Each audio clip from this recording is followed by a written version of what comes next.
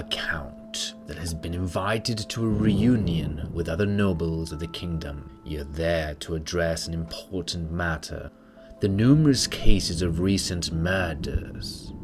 Rumors say that a vampire has risen. Once at the castle, the nightmare begins. The rumors were true. The vampire is among you, lurking in the dark. You must find and expose him, or you'll fall to his fangs. Hi, and welcome on board. Today I'm gonna give you a sneak peek at this game, Agua, Garlic and Water. It's a 4 to 6 player game of hidden roles for ages 8 and up.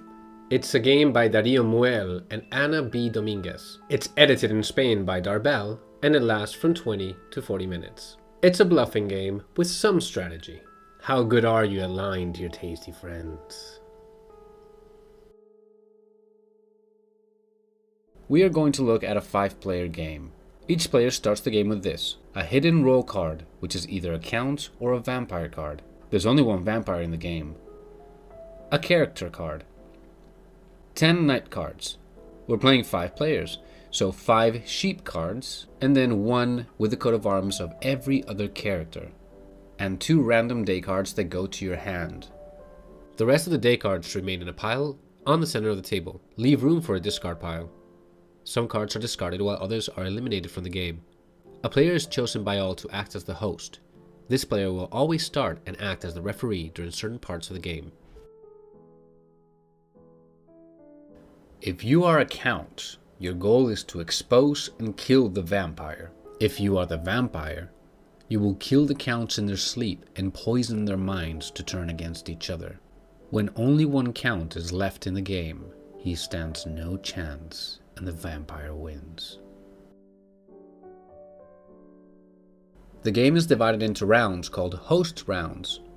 Games can last several host rounds. Each round is divided into a number of days that depends on the number of players that started the round. Each day is divided into a daytime and a nighttime phase. During the daytime phase, players will scavenge for equipment and attack to kill those who they think are the vampire. At nighttime, it will be the vampire's turn to feed on a victim.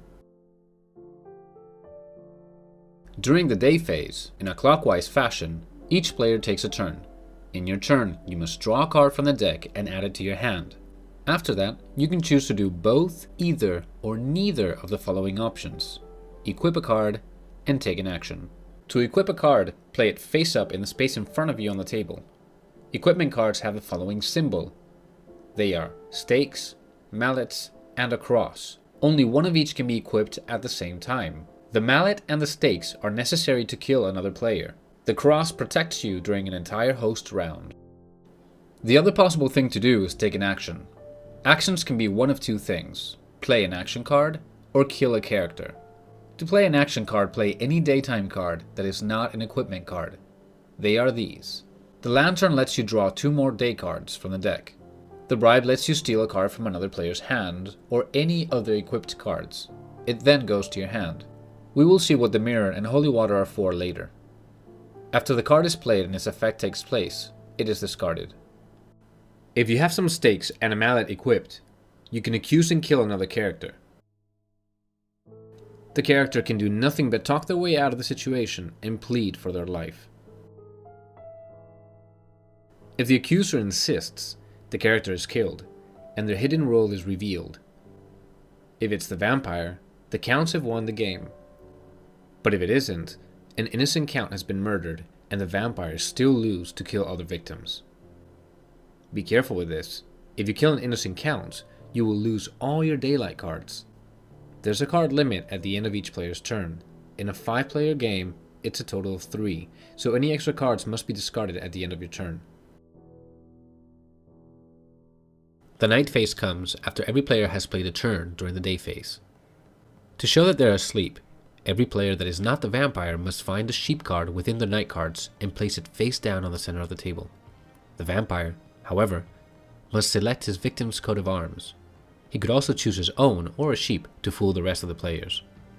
Whatever the case, the victim is revealed and the player is given an opportunity to block the attack by playing a garlic card. This card is used immediately and does not require an action. If the player does not have a garlic card in his hand, he is bit and is henceforth moribund until the next daylight phase, at the end of which he will die. While the player is moribund, any other player may play a holy water card as an action in their daylight turn. Moribund players cannot use the holy water on themselves. They may draw a card and discard cards to fit their hand limit, but they cannot take any actions. So moribund players must beg other players to save their life. The game continues like this, phase after phase, day after day. Remember this card? Well, when used, it allows you to take a look at a random card from a player's night cards. In the first days, it may not be very useful, but in the last stages of the round, it is. For example, imagine the vampire has bit the fish. I play this card on the bird and draw one of his night cards and take a look at it. It happens that I draw a card with the fish's coat of arms.